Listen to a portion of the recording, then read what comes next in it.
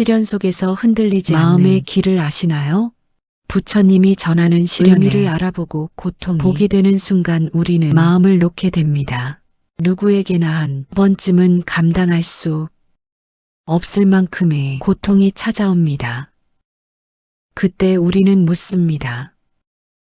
왜 나에게만 이런 일이 생기는가 하지만 부처님께서는 말씀하셨습니다.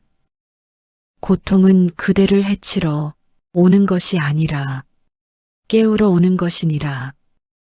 누군가는 시련 앞에서 무너지고 누군가는 그 시련을 딛고 더 깊은 자비와 지혜를 얻습니다. 그 차이는 고통을 대하는 마음에 있습니다. 고통은 피할 수 없습니다. 하지만 고통을 어떻게 바라보느냐는 우리의 선택입니다. 눈보라 속에서 움츠러들면 추위만 남지만 그 속에서 불을 지피면 따뜻함이 태어납니다. 고통은 우리를 단단하게 만드는 불길이며 시련은 마음을 연단시키는 연금술입니다. 오늘은 부처님께서 말씀하신 시련 속에서도 흔들리지 않는 마음의 길을 함께 걸어가 보려 합니다. 한 제자가 찾아와 세상살이의 고통을 토로했습니다. 그 대화 속에서 우리는 깨닫게 됩니다.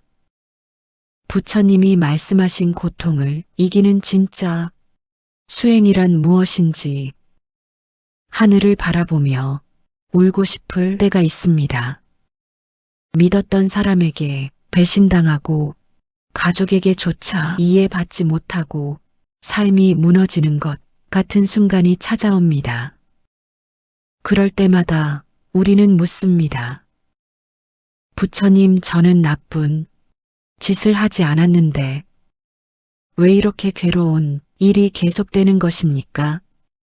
부처님께서는 조용히 제자를 바라보시며 말씀하셨습니다. 고통은 벌이 아니니라.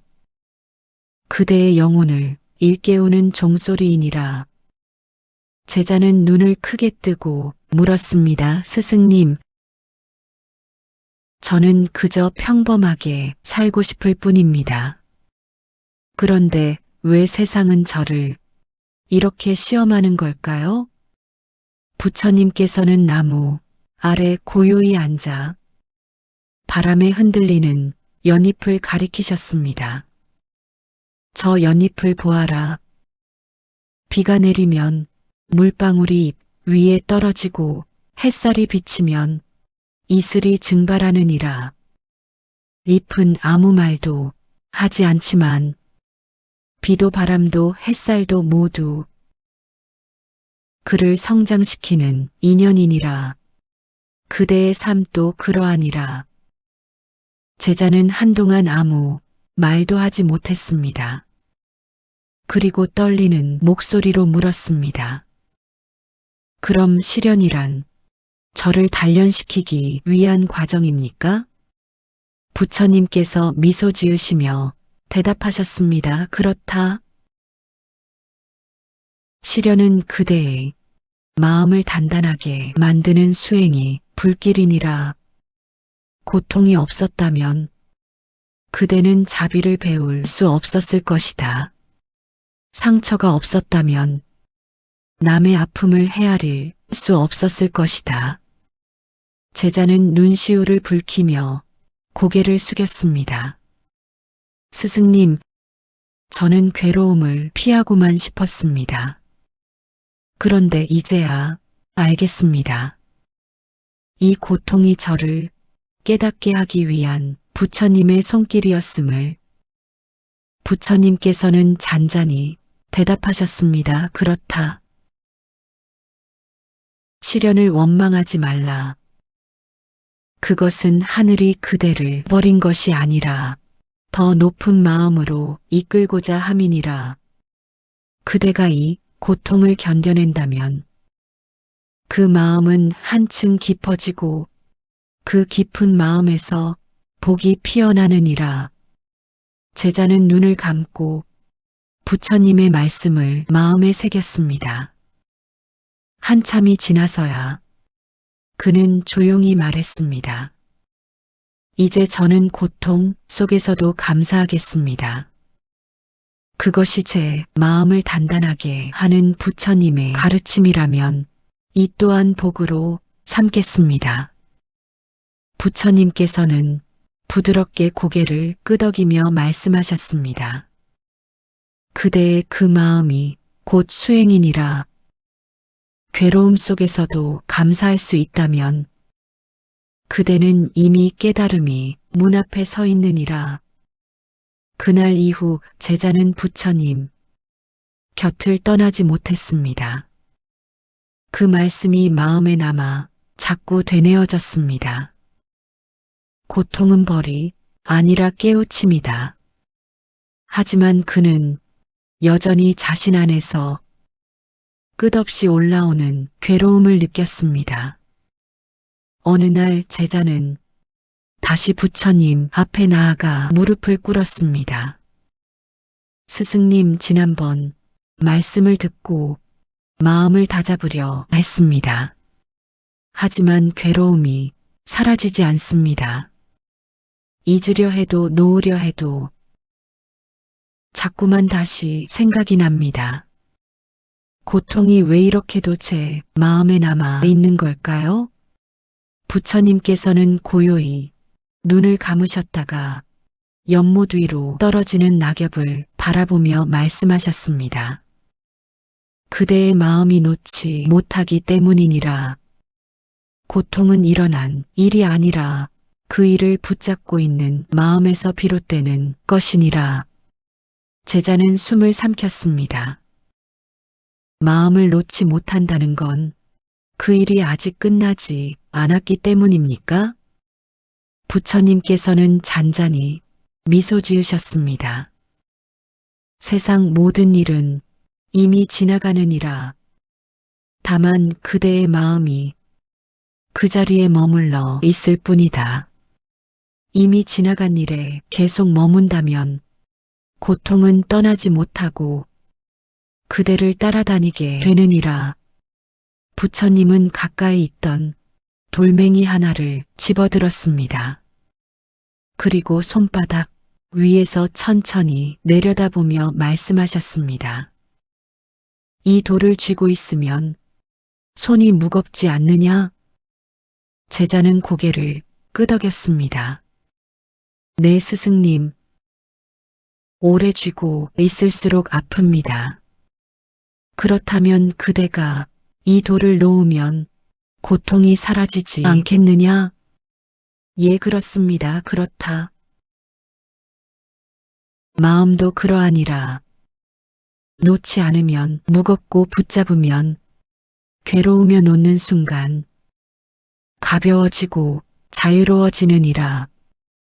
고통은 마음에 쥔 돌과 같으니 그대가 놓지 않는 한 영혼이 그 무게를 느끼게 되느니라. 제자는 그 말을 들으며 손을 내려다보았습니다.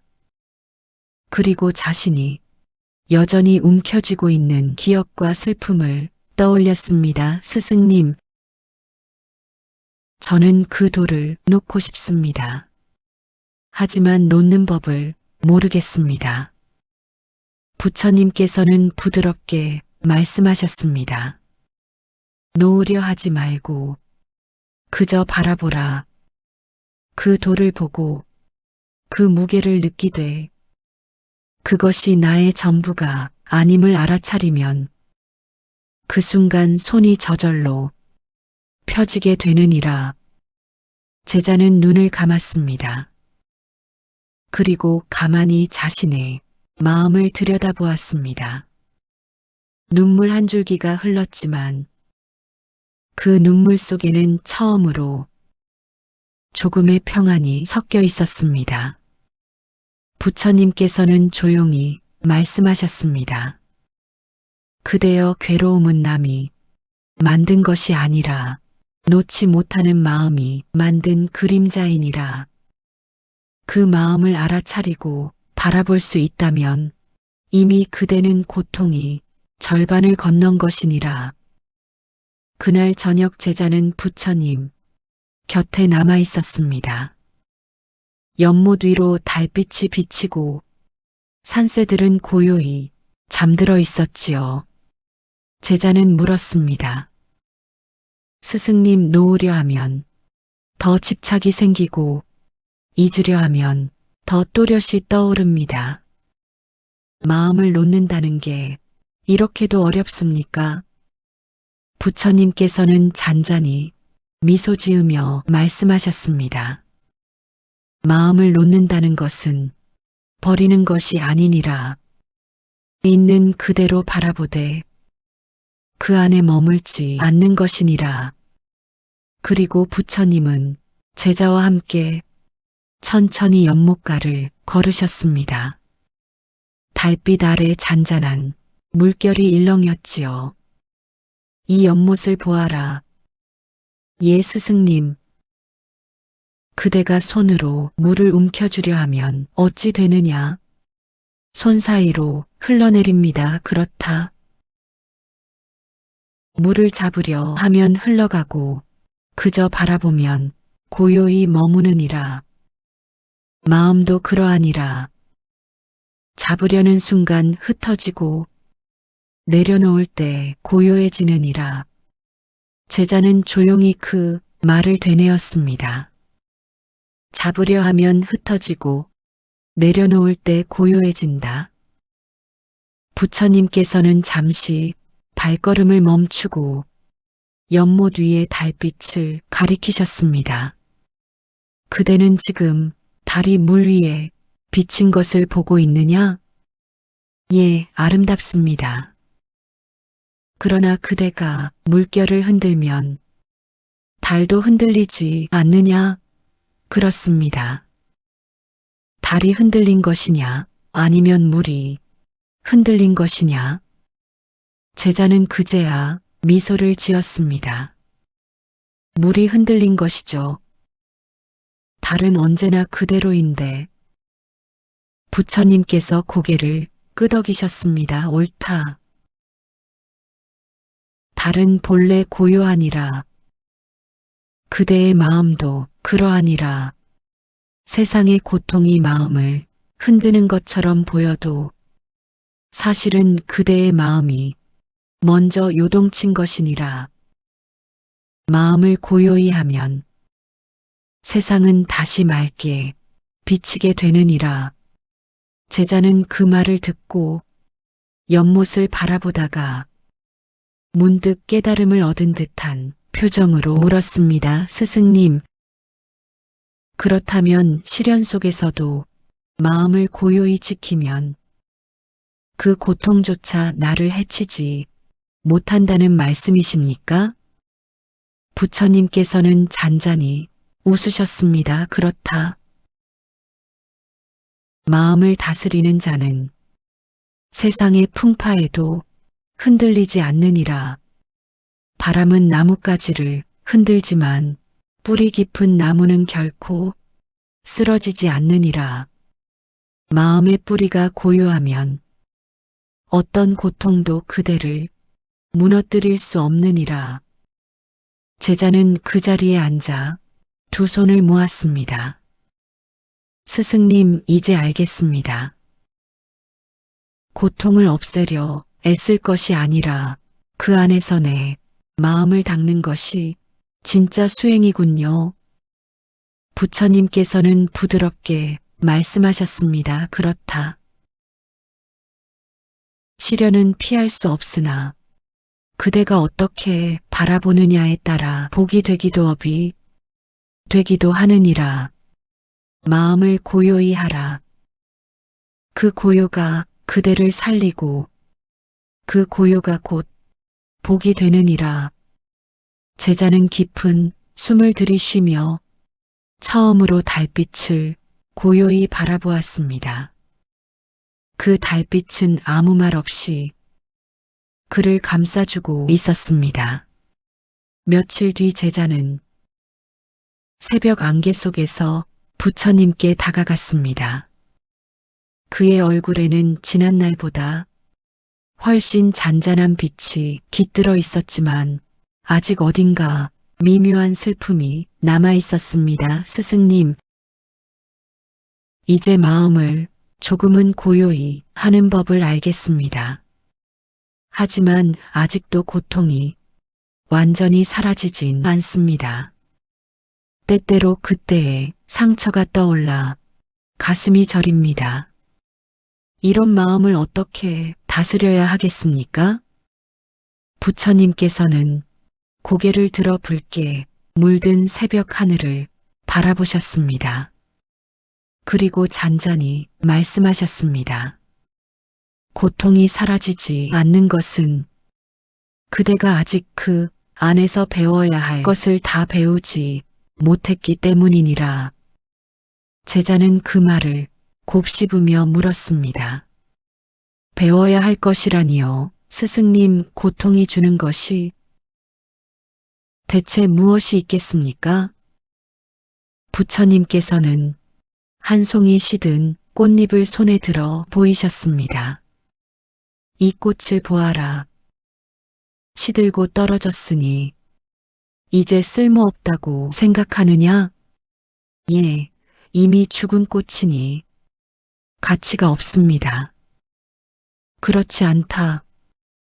이 꽃은 떨어지며 흙이 되고 흙은 다시 다른 꽃을 피우게 하느니라. 고통 또한 그러하니라. 그대가 그 안에서 감사함을 배우면 그 고통은 다시 복으로 피어나게 되느니라. 제자는 조용히 고개를 숙였습니다. 스승님, 고통 속에서 어떻게 감사할 수 있습니까? 상처받은 마음으로 어떻게 감사히 마음을 낼 수 있겠습니까? 부처님께서는 미소를 지으며 천천히 말씀하셨습니다. 감사란 즐거운 일이 있을 때만 하는 것이 아니니라. 괴로움 속에서도 이 또한 나를 깨닫게 하는 인연이구나 하고 받아들이는 것, 그것이 참된 감사이니라. 부처님은 주변에 돌길을 가리키셨습니다. 그 길은 울퉁불퉁하고 발을 디딜 때마다 거칠게 느껴졌습니다. 이 길을 걸어보거라. 제자는 맨발로 돌길을 걸었습니다. 처음엔 아팠고 발끝이 시큰거렸습니다. 스승님, 돌이 너무 거칠어 아픕니다. 부처님께서는 조용히 답하셨습니다. 그렇다. 하지만 그 돌길을 걸어야 발이 단단해지고 단단해져야 먼 길을 갈 수 있지 않겠느냐? 시련이란 그대의 마음을 다듬는 돌길이니라. 그 길을 감사히 걸을 때 그대는 더 이상 아프지 않게 되느니라. 제자는 그제야 돌길을 바라보며 조용히 미소 지었습니다. 스승님, 그렇다면 제가 겪은 모든 아픔이 저를 단단하게 만든 인연이었다는 말씀이군요. 그렇다. 고통을 원망하지 말라. 그대가 겪은 모든 일은 그대의 마음을 빛으로 이끌기 위한 부처의 손길이니라.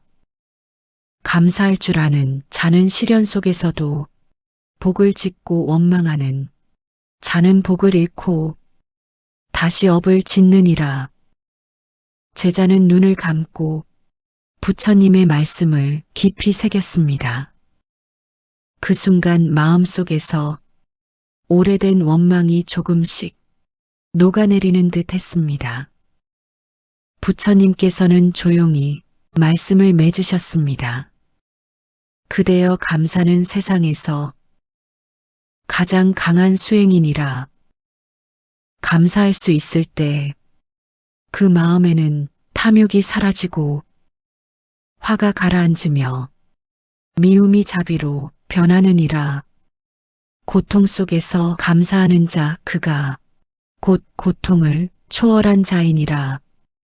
제자는 두 손을 모아 고개를 숙였습니다. 그의 눈에서는 눈물이 흘렀지만 그 눈물은 슬픔이 아니라 오랜 괴로움을 씻어내는 자비의 눈물이었습니다. 며칠이 흐른 후 제자는 어느새 얼굴빛이 달라져 있었습니다. 그의 눈에는 예전처럼 슬픔의 그림자가 남아 있었지만 그 안에는 이제 잔잔한 평온이 깃들어 있었습니다. 그날 부처님께서 제자에게 물으셨습니다. 그대는 요즘 어떤가? 제자는 부드럽게 고개를 숙이며 대답했습니다. 스승님, 여전히 삶에는 어려움이 많습니다. 하지만 감사하려고 노력하다 보니 마음이 예전보다 한결 가벼워졌습니다. 괴로움이 사라진 건 아니지만 이제는 그 괴로움을 다른 눈으로 바라보게 되었습니다. 부처님께서는 조용히 미소를 지으셨습니다. 그렇다면 이미 그대의 마음에는 복이 머물고 있느니라. 제자는 놀란 눈빛으로 물었습니다. 복이요?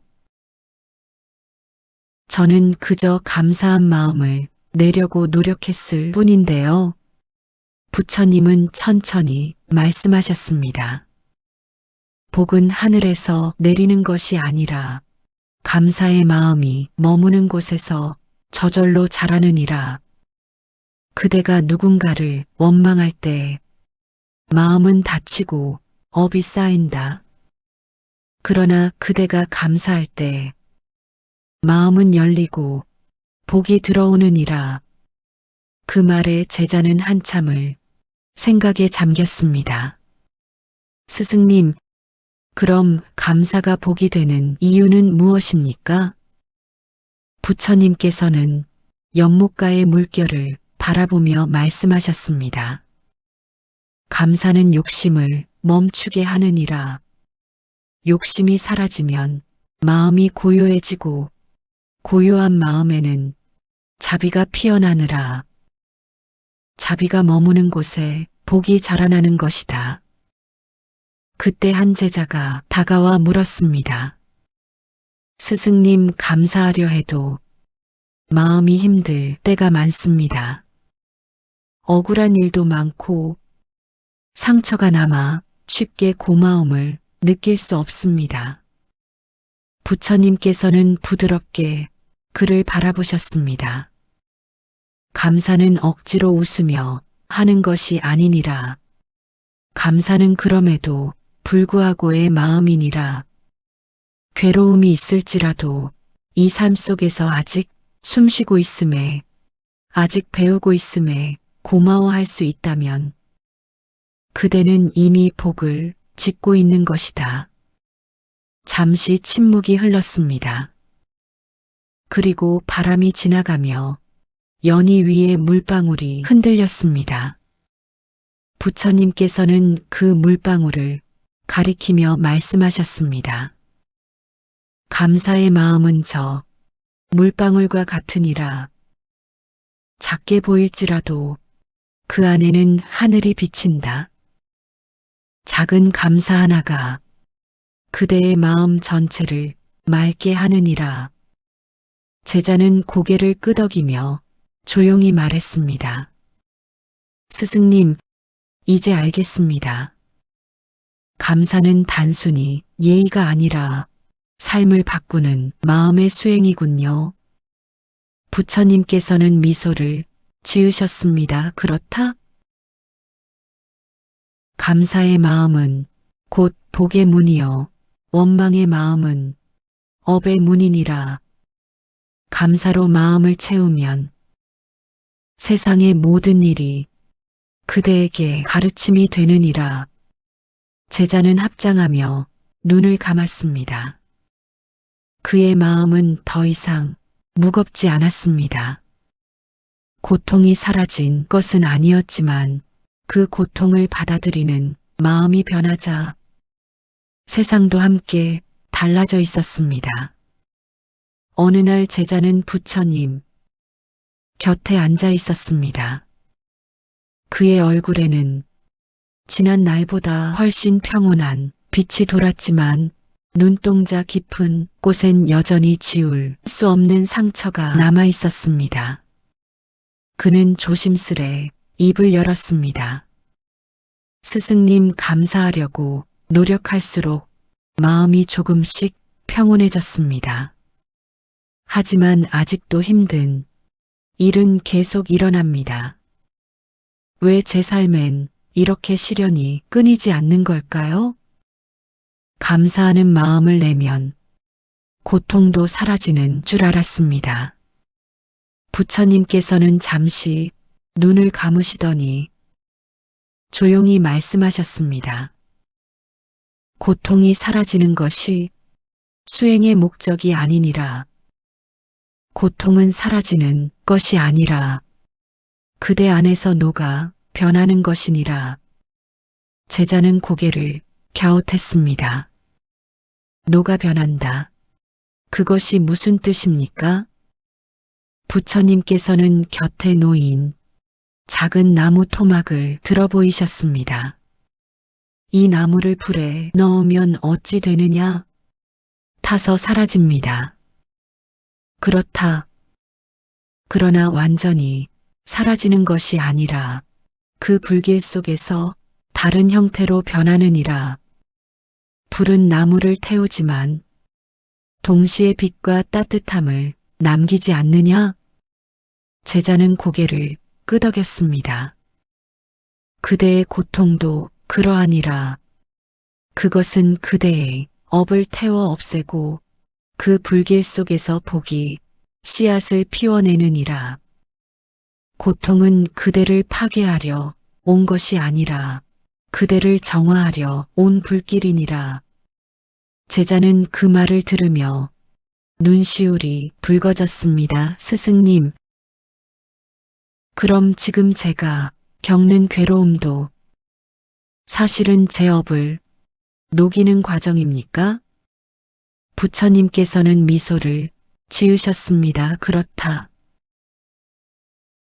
그대가 과거에 알게 모르게 지은 말의 업, 생각의 업, 행동의 업이 이 생에서 시련이라는 이름으로 나타나는 것이니라. 하지만 그것을 원망하지 않고 감사히 받아들이며 마음을 다스릴 수 있다면 그 업은 불에 타듯 소멸되고 그 자리에 복이 머물게 되느니라. 제자는 두 손을 모으며 물었습니다. 스승님, 저는 이제야 조금 알겠습니다. 고통은 제 적이 아니라 제 업을 태워주는 불이군요. 부처님은 잔잔히 고개를 끄덕이며 말씀하셨습니다. 옳다. 그래서 수행자는 고통을 두려워하지 않느니라. 비바람이 불 때 대지를 적시듯 시련 또한 그대의 마음을 단단하게 하는 인연이니라. 고통을 견디되 원망하지 말고 괴로움을 겪되 미워하지 말라. 그 마음이 곧 업을 녹이고 복을 짓는 수행이니라.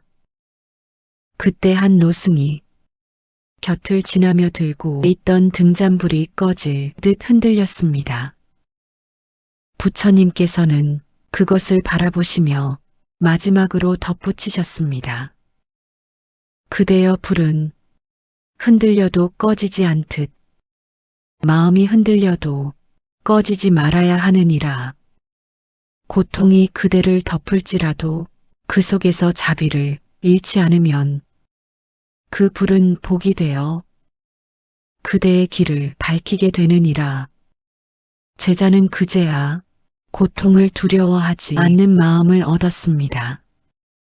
그의 눈에는 여전히 눈물이 맺혔지만 그 눈물은 더 이상 슬픔이 아니라 자신의 업을 씻어내는 자비의 물방울이었습니다. 새벽 안개가 걷히고 사원암 연못에는 맑은 햇살이 비치기 시작했습니다. 제자는 연못가에 앉아 부처님께 다가와 합장했습니다.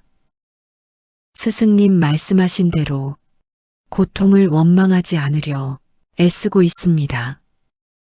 하지만 어떤 사람은 제게 상처를 주고 악한 말을 서슴지 않습니다. 그런 사람에게조차 자비를 내야 한다면 그것이 정말 옳은 길입니까? 부처님께서는 조용히 제자를 바라보며 말씀하셨습니다. 그대는 아직도 자비를 착한 마음이라 여기는구나. 자비는 착함이 아니라 깨달음의 빛이니라. 자비는 상대를 위해내는 것이 아니라 그대 자신을 괴로움에서 구하는 길이니라. 제자는 한참 동안 그 말을 되새기며 고개를 숙였습니다. 그럼 자비는 저를 구하는 수행입니까? 그렇다. 그대가 미워하는 순간 그대의 마음은 다시 업이 불길 속에 던져지느니라. 그러나 그대가 자비를 내면 그 불길은 더 이상 그대를 태우지 못하고 빛으로 바뀌어 세상을 비추게 되느니라. 부처님은 잠시 침묵하시더니 연못에 핀 한 송이 연꽃을 가리켰습니다. 이 연꽃을 보아라. 진흙 속에서도 피어나며 진흙을 미워하지 않는다. 진흙이 없었다면 꽃도 피어나지 못했을 것이니라. 고통 또한 그러하니라. 그대를 괴롭히는 인연, 그대의 삶을 어렵게 한 사람들, 그 모든 것이 자비를 배우게 한 스승이니라. 제자는 그제야 눈을 감고 조용히 중얼거렸습니다. 진흙을 미워하지 않는 연꽃처럼 저도 고통을 미워하지 않고 그 속에서 자비를 피워내겠습니다. 부처님께서는 부드럽게 미소를 지으셨습니다. 그대가 자비를 내면 그 마음은 이미 부처의 길 위에 있느니라. 자비는 모든 복의 뿌리요. 복은 자비의 열매니라. 자비가 없는 복은 잠시 머물 뿐이지만 자비에서 피어난 복은 세세생생 그대를 따르느니라. 그때 사원 앞을 지나가던 노파가 부처님께 다가와 절을 올렸습니다. 세존이시여. 저는 가진 것도 없고 배운 것도 없습니다. 다만 하루하루를 힘겹게 버텨내며 남을 미워하지 않으려 애쓸 뿐입니다. 이런 삶에도 복이 따를까요? 부처님께서는 따뜻한 눈빛으로 노파를 바라보셨습니다. 복은 가진 것에서 오는 것이 아니라 미움이 사라진 그대의 마음에서 오느니라. 그대가 원망 대신 자비를 내는 그 순간 그대의 삶에는 이미 복이 깃들었느니라. 제자는 그 말을 들으며 고개를 깊이 숙였습니다. 그리고 조용히 중얼거렸습니다. 스승님, 이제 알겠습니다. 복은 멀리서 오는 것이 아니라 제가 미워하지 않으려 애쓰는 그 마음에서 피어난다는 것을요? 부처님께서는 고요한 미소를 지으며 말씀하셨습니다. 그렇다. 자비는 세상에 가장 깊은 지혜여 고통을 가장 밝게 비추는 등불이니라. 그대가 자비를 잃지 않을 때에 고통은 더 이상 그대를 해치지 못하고 복으로 변하느니라. 그날 이후 제자는 괴로운 일을 만나도 먼저 자비의 마음을 떠올리려 했습니다. 그리고 신기하게도 그 마음 하나가 자신을 지켜주는 가장 큰 방패가 되어 주었습니다. 그날은 햇살이 유난히 따뜻했습니다. 사원 앞에 나무 아래 제자는 부처님 곁에 앉아 조용히 묻듯이 말했습니다. 스승님, 저는 이제 누군가를 미워하지 않으려 애쓰고 있습니다. 그런데 가끔은 이런 생각이 듭니다. 제가 자비를 베풀어도 세상은 여전히 차갑고 선한 마음이 늘 보답받는 것은 아닌 것 같습니다. 정말 자비가 복으로 돌아올까요? 부처님께서는 제자를 바라보며 미소 지으셨습니다. 그대여, 바람이 분다고 바다의 물결이 곧바로 잠잠해지는가? 아니요. 시간이 지나야 가라앉습니다. 그렇다. 자비 또한 그러하니라. 자비를 내면 세상이 곧장 변하는 것이 아니라 그대의 마음부터 맑아지고 그 마음이 언젠가 세상을 변화시키느니라. 부처님은 잠시 연못에 물결을 바라보다가 말씀을 이으셨습니다. 그대가 던진 자비 한마디는 보이지 않지만 파문처럼 퍼져서 언젠가 그대에게 복으로 되돌아오느니라. 복은 즉시 오는 것이 아니라 때를 기다려 자비, 향기로 피어나는 법이니라. 그때 한 농부가 사원 앞을 지나가다 부처님께 다가와 절을 올렸습니다. 세존이시여, 저는 이웃에게 늘 나누고 베풀었지만 정작 제 삶은 여전히 어렵습니다. 자비를 베풀면 복이 온다 하셨는데 왜 제겐 그 복이 보이지 않는 걸까요? 부처님께서는 미소를 지으며 말씀하셨습니다. 그대는 씨앗을 심고 바로 그 자리에 서서 왜 싹이 나지 않느냐 묻는 농부와 같으니라. 자비는 씨앗이요. 복은 그 씨앗이 자라 열매 맺는 시간이니라. 그대의 베품이 헛되지 않다. 다만 지금은 그대의 복이 땅속에서 자라나고 있을 뿐이니라. 농부는 그 말을 듣고 눈시울이 붉어졌습니다. 그럼 저는 계속 자비를 행하면 되겠지요? 그렇다. 복을 바라지 말고 자비를 행하라. 복을 구하지 않아도 자비는 그 자체로 복이 되느니라. 자비를 내는 그 순간 그대의 마음은 이미 복의 그릇이니라. 제자는 그 대화를 조용히 듣고 있다가 부처님께 다시 물었습니다. 스승님, 저는 이제 알겠습니다. 하지만 여전히 세상엔 악한 마음이 많습니다.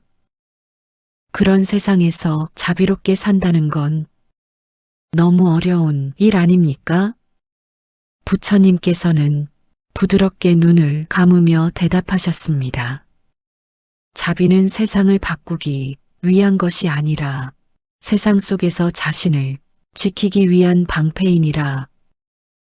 그대가 자비로 머무르면 비록 세상은 거칠지라도 마음은 무너지지 않느니라. 자비는 약함이 아니라 흔들리지 않는 힘이니라. 그때 사원의 종소리가 울려 퍼졌습니다. 바람에 흔들리는 종은 고요하게 울렸고 그 소리는 마치 세상에 전해지는 부처님의 말씀 같았습니다. 부처님께서 마지막으로 덧붙이셨습니다. 그대가 자비를 내면 세상은 반드시 응답하느니라. 그 응답이 곧 복이 되어 그대를 감싸고 그 복은 또 다른 생애까지 이어지느니라. 그러니 베풀되 계산하지 말고 사랑하되 조건을 두지 말라.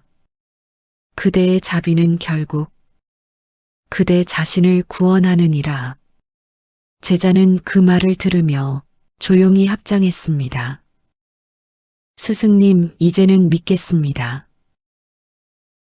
자비는 세상으로 향한 길이 아니라 제 마음이 걸어가는 길이라는 것을 믿습니다. 그날 이후 제자는 어떤 사람을 만나도 먼저 마음속으로 그대도 고통에서 벗어나길 하고 기도했습니다. 그의 눈빛은 더 이상 흔들리지 않았고 그 마음에는 이미 복이 머물고 있었습니다. 저녁 노을이 산을 붉게 물들릴 무렵 제자는 부처님 곁에 앉아 있었지만 마음은 잠잠하지 않았습니다. 그는 낮 동안 사원을 다녀간 한 노인을 떠올리고 있었습니다. 그 노인은 가난했지만 얼굴에는 고요한 미소가 깃들어 있었고 그 모습이 제자에게 잊히지 않았습니다. 조용히 입을 연 제자가 말했습니다. 스승님, 저는 자비를 행하며 복이 머문다는 가르침을 배웠습니다. 하지만 오늘 한 노인을 배웠는데 가진 것도 없고 몸도 병들었건만 그의 얼굴에는 평온이 깃들어 있었습니다. 그것이 진짜 복입니까? 부처님께서는 미소를 지으며 연못을 바라보셨습니다. 그대는 복을 눈으로 보려 하는구나. 복은 재물에 있지 않고 명예에 있지 않으며 남의 인정보다도 깊은 곳에 있느니라. 복은 그대의 마음이 고요히 머무는 순간 이미 그 안에 있느니라. 제자는 고개를 갸웃했습니다. 그러면 복이란 얻는 것이 아니라 머무는 것입니까? 옳다 복은 밖에서 들어오는 것이 아니라 그대의 마음이 다투지 않을 때 스스로 피어나는 것이니라. 욕심이 사라질 때 복은 저절로 자라나고 감사할 줄 알 때 복은 그대 곁을 떠나지 않느니라. 부처님은 손에 들고 있던 작은 돌멩이를 가만히 연못 위에 던지셨습니다. 그 물결이 잔잔히 퍼져나갔습니다. 이 물결을 보아라. 바람이 불면 요동치고 잠잠하면 맑아지지 않느냐? 그대의 마음도 그러하다. 삶에 풍파가 있어도 마음이 고요하면 세상은 그대를 해치지 못하느니라. 그 고요가 바로 복이요. 그 평온이 바로 해탈이니라. 제자는 깊은 숨을 내쉬며 말했습니다. 스승님, 저는 늘 복을 구했습니다. 하지만 그 복이 제 바깥 어딘가에 있다고 믿었지요. 이제 알겠습니다. 복은 제 안에 있었음을. 부처님께서는 따뜻한 눈빛으로 제자를 바라보며 말씀하셨습니다. 그대가 복을 구하지 않을 때 복이 그대를 찾느니라. 그대가 집착을 내려놓을 때 복은 그대 곁에 머무르느니라. 진정한 복은 마음이 다투지 않고 세상과 싸우지 않는 것. 그대의 평온이 곧 부처의 미소이니라. 그 순간 바람이 불어 연못 위의 노을이 흔들렸습니다. 제자는 그 흔들림 속에서 오히려 고요를 느꼈습니다. 그리고 부처님께 조용히 고개를 숙였습니다. 스승님, 이제 저는 복을 쫓지 않겠습니다. 그저 이 순간을 감사히 살겠습니다.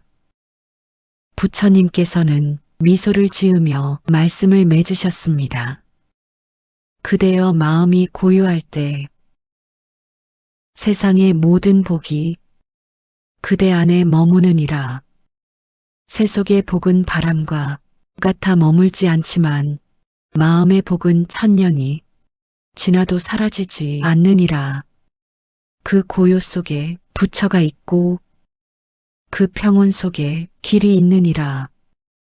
그날 밤 제자는 더 이상 소원을 빌지 않았습니다. 그는 그저 연못을 바라보며 조용히 합장했습니다. 그리고 속삭이듯 읊조렸습니다. 마음이 고요하니 이미 복이 머무나이다. 달빛이 고요히 산사에 내려앉은 밤이었습니다. 바람은 부드럽게 대나무 숲을 흔들고 그 소리마저 한 줄이 염송처럼 들렸습니다. 제자는 부처님 앞에 조용히 앉았습니다. 긴 수행의 시간이 지나고 마음은 한결 고요해졌지만 그의 눈가에는 아직 지워지지 않은 질문이 맴돌고 있었습니다. 스승님, 저는 이제 복이 마음에 머문다는 것을 배웠습니다. 그러나 아직도 때때로 불안이 찾아옵니다. 기도를 하면 마음이 편안해지지만 바라던 일이 이루어지지 않으면 다시 흔들립니다. 어떻게 하면 바라는 마음 없이 기도할 수 있을까요? 부처님께서는 조용히 제자를 바라보다가 말씀하셨습니다. 그대는 아직 기도를 빌기 위한 것이라 여기고 있구나. 그러나 참된 기도는 돌아보는 것이니라. 무엇을 얻기 위한 것이 아니라 이미 주어진 삶에 감사하며 업을 녹이는 수행이니라.